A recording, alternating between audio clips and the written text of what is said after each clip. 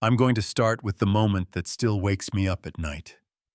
The tray slipped, the bottles clattered, and a girl with cracked lips dropped toward the asphalt, like the sun had cut her strings. I caught her inches before her face met the road. Be honest.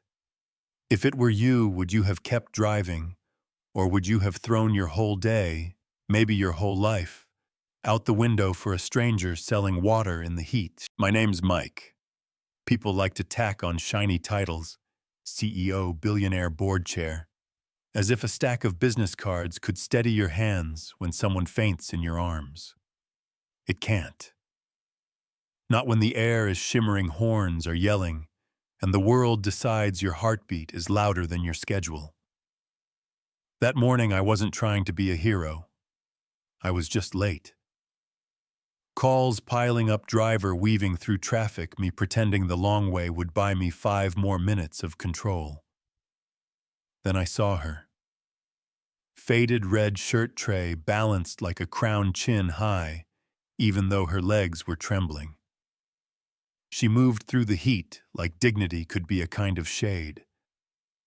I rolled the window down to buy a bottle and ended up buying the whole tray without thinking. All of it, I said. She named a price that was too low for the water and way too low for the work. I told her to keep the change to get a real meal, and she looked at the money like it was a trick that might disappear if she blinked. Then her knees bent, the tray tilted, and the road rushed up. Back door now, I told my driver. She was fever hot, and feather-light breath, shallow skin dry as paper, for a man who is famous for being unflappable. Yeah, I was flapping. At the hospital, I didn't wait for permission. Money can't buy love, but it can buy speed, and sometimes speed is love in a different language. Fluids, vitals now, I said, and the doctor gave me that look. The who are you look. Then the oh, it's you nod. They did what they do. The room settled. Color crept back into her cheeks. A tight band around my chest finally loosened. She'll be okay, the doctor said, dehydration and heat exhaustion. He told me to wait outside. I didn't. I took the chair by her bed and let the rest of my life scream in my pocket. Deals can wait. A person can't. I watched the rise and fall of her chest, the stubborn set of her mouth even in sleep, the strand of hair stuck to her forehead like a small battle flag. When she opened her eyes, wary and bright, at the same time I heard my own voice come out softer than I knew it could. You're awake. She scanned the room, then me. The watch, the shoes, the way nurses hovered. She understood more in a breath than most people learn in a year. I'm sorry, she said, like collapsing was an inconvenience for me. You're not, I told her. What's your name, Imani? She said it carefully, like she wasn't sure I'd earned it. I'm Mike. We did that awkward dance people do when worlds collide, reaching for politeness and bumping into pride.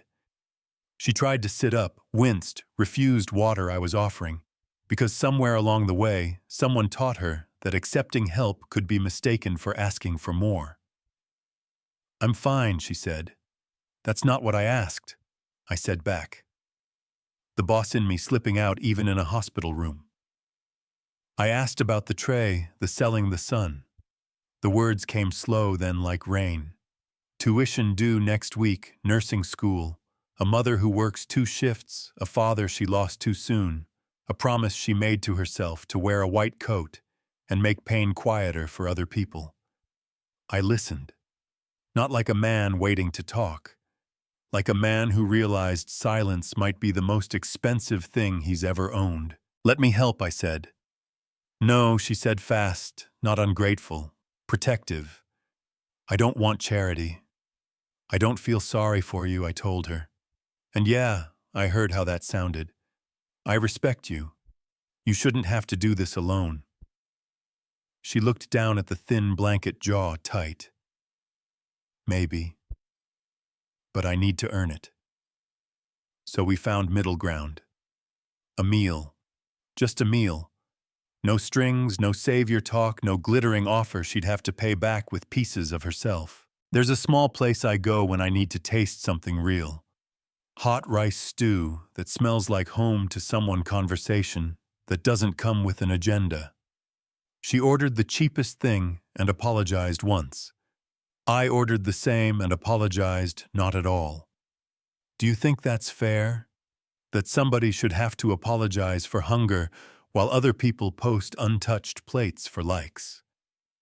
We talked about nothing and everything. How I had built something so big it needed maps, and somehow ended up in a house where my footsteps sounded like an accusation. How she learned to count coins without crying, because tears scare customers, and the day doesn't care about your reasons. She laughed once, small, real, and I swear I felt human again for the first time in months. I dropped her near her street, the kind of place that doesn't care who you are, as long as you don't block the path. My driver gave me a look in the mirror. Curiosity, respect, a quiet warning. The next day I told myself it was done. Good deed filed, conscience soothed. By noon I was back on that road. You came back, she said, not mad, not pleased, just surprised. I said I wanted to see you again, and you always get what you want. Not always. That made her smile, a small curve that said she didn't believe me yet. We fell into a rhythm. I'd stop by, buy water I didn't drink, stand in the heat with her, then like proximity could change the temperature. I brought small things that said I had listened. A cap with a brim, snacks she called a treat, and tried to refuse textbooks she had mentioned like a secret she couldn't afford to keep. I convinced a vendor to store her cooler so she didn't have to drag it home every night. She hated that part, and loved that part, and I was learning both could be true. It rained one evening like the sky was done being polite. She was wrestling her cooler under a small awning when I pulled up. I jumped out without thinking. We grabbed opposite ends, shoes, slipping, rain, stitching the moment together. "Why are you here?" she shouted over the thunder. "Because I couldn't stand the thought of you being out here alone." We laughed breathless, then went quiet because sometimes the thing between two people is louder than the storm. Pattern interrupt. I'm not a poet, but I know the exact weight of relief mixed with terror. People noticed. They always do, right when you wish they'd mind their business. At first it was side-eye and whispers. Then it was phones angled just so, then it was questions that sounded like statements. One afternoon, an old friend of mine showed up. Tola elegant like glass, his elegant business partner, and once upon a time the kind of person who had the power to make any room feel like it belonged to her. "So this is her," she said, and somehow the words carried everything they didn't say. She shook Imani's hand, smiled a knife smile you feel later, then left a perfume trail that didn't belong on that street. When we drove off, silence buckled itself in between us. That night on the phone, I tried to explain. "She's a colleague. That's all." She looked at me like I borrowed air, Imani said, and I should give it back. Then it got worse. Two men in suits that matched their voices walked up to her stand, like they owned the sidewalk. "Miss Johnson," one said, as if the name belonged to a file, "our stakeholders are concerned about optics." He placed an envelope on her table. "Tuition ×2. Consider it encouragement." Encouragement.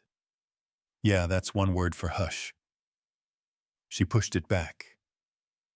"Tell your stakeholders I'm not for sale." Here's the twist. You might expect those men were from a rival company. They weren't. They were mine. I found out hours later when my comms chief walked in with a spreadsheet full of public sentiment and a scared apology. We thought we were protecting the brand. "Who gave the order?" I asked. She didn't answer. That non-answer told me everything. And then the city woke up to a headline that made me want to rip up the entire press run with my bare hands. Billionaire and his water-selling girlfriend Cinderella story, or calculated scam. Grainy photos of her by the cooler of me standing too close of the day I unveiled a decent umbrella and a tent so she didn't have to cook under the sun. The article invented a plan. She timed it. She targeted me, she mapped my route, she fished a shark. People who never bought a bottle suddenly had opinions about her dignity. She read it all because she is human, and when someone hands you a twisted mirror, you look. When I reached her stand, her hands were steady, but her mouth was set like she was holding herself together with teeth. She shoved the paper into my chest. "This is what your world does to me." "They're lying," I said. Maybe she answered, but they're louder. She took a breath that sounded like breaking. "I can't live inside your spotlight. I need space." I wanted to say, "I'll shield you. I'll fix this. I'll build a different sky." I didn't. Promising what you can't deliver is just a nicer kind of lying. I nodded. I walked away. Yeah, that happened. That night, the phone buzzed again. Not a reporter. Not a friend. A number tied to men who smile for cameras while their lawyers draft the real speech. "We warned you. Leave the girl or watch it all fall." It wasn't a bluff. In my world, people fight with narratives and timing and money that shifts like weather. And for the first time in a long time, I realized my crown had a leash attached. Morning hit hard. Before she even set up, a crowd gathered. Some to gawk, some to buy, some to film, most to judge. I put on a plain white shirt because if I was going to fight for her, it couldn't be in the uniform of the people she didn't trust. I told my team 2 cars, not 4. They brought 4 anyway. Fine. Let them be loudspeakers for the one thing I should have said out loud sooner. I stepped out. The air changed. I climbed onto a wooden stool beside her sign. Imani's pure water stand, every bottle supports a future nurse, and spoke like a man who finally understood that silence can be a kind of betrayal. I've heard the rumors. I've read the lies, I said, and phones lifted like sunflowers. I won't stay silent while the woman I respect is dragged through the mud. Do you see this girl? She is not a schemer or a gold digger. She is the most hard-working, determined, honest person I've met in years. While some of you gossip, she stands in this heat to pay for school. If you think that makes her weak, you don't understand strength. I looked right at her for the next part. Yes, I'm a wealthy man, but my money does not define me and it doesn't define her. What drew me to her wasn't need. It was courage. I am not hiding. I am not ashamed. I love her. You could feel the word land. Love. Some people gasped. Some smirked and then stopped because nobody joined them. A few clapped like it was a sermon they didn't expect to agree with. I stepped down. She was crying, not pretty real, and I reached for her hand where everyone could see. You don't have to walk this storm alone. Mini CTA moment. Stick around, because what happened next will blow your mind. The clip went everywhere. The algorithm loves sincerity almost as much as it loves scandal. Neighbors who had kept their distance started buying 2 bottles and not counting out the coins like they hurt. Classmates who texted jokes sent apologies, then encouragement. People called her the nation's Cinderella, which is our way of forgiving ourselves for what we ignored by pretending we always believed. For a week, we breathed. We used that air like food. We talked about a scholarship fund that didn't carry my name like a brand, about a clinic that didn't ask for a camera, about a way to give help without stripping people of what they have left, their pride. We walked at night, shadows, long plans longer. You make me feel human again, I told her. You make me feel seen, she said back. That should have been the ending. It wasn't.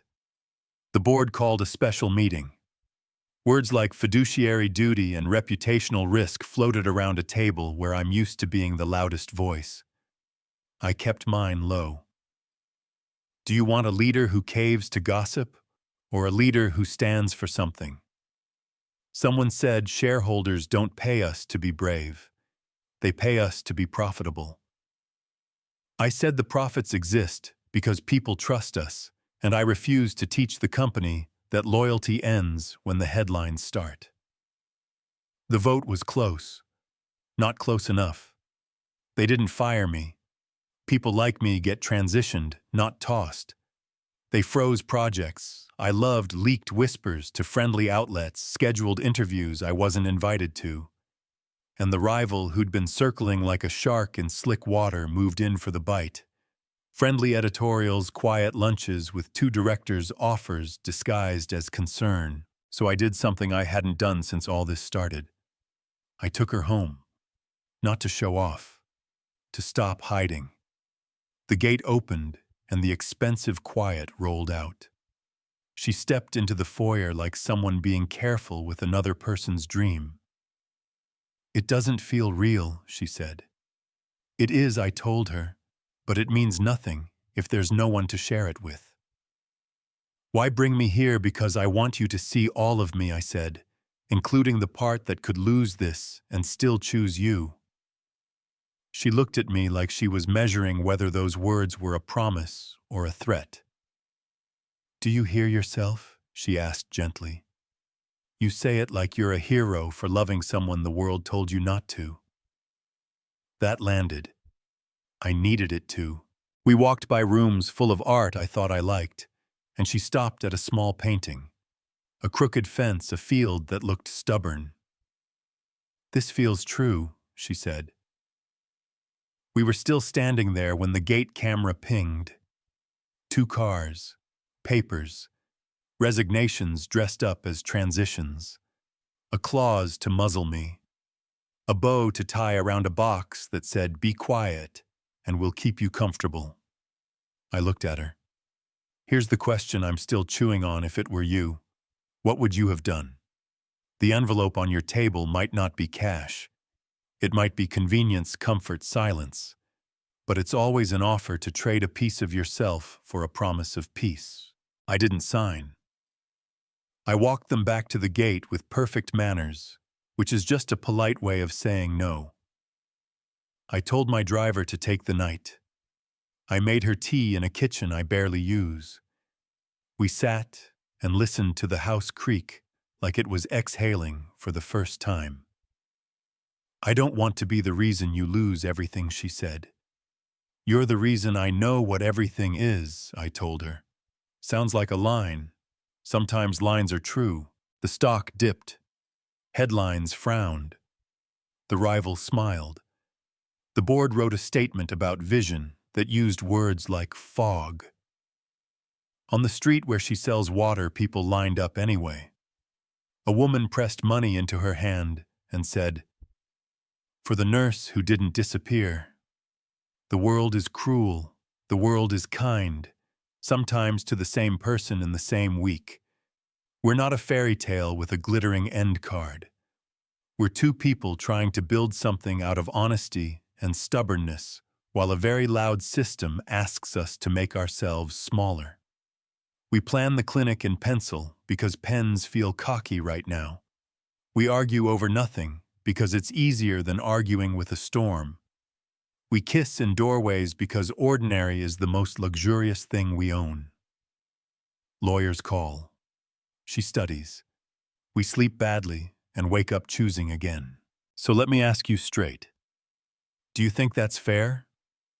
That love has to audition to exist, that a girl selling water to pay tuition needs to defend her dignity, like it's a thesis that a man with my resources should prove he isn't rescuing someone to rescue himself. I don't have perfect answers. I do have a spine I'm finally willing to use. I'd rather lose a crown than keep one that forces me to be smaller than the man she believes I can be. This is where I leave it with you, for now. If you saw someone drop in the road, would you stop? Really stop? If your friends told you to back away because it looks messy, would you listen? Or would you climb on a stool in the middle of the street and say out loud what you're willing to lose to tell the truth, and to the folks who write headlines from far away? Are you seeing us now, or just the story you wanted to sell? Drop your thoughts in the comments. Argue with me, defend her. Tell me if you think I'm reckless, or if you believe love is supposed to be a little reckless, or it isn't love at all. If you've had to choose between pride and the help you needed, share how you did it. If this hit a nerve, share the video with someone who's standing in the heat right now, trying to keep a promise to themselves. Stick around, because the next chapter is coming, and I've got a feeling a few powerful people are about to get very uncomfortable. Until then, take care of each other, and if you pass someone selling water so they can stay in school, don't just buy a bottle. See them, and then tell me what you did and why.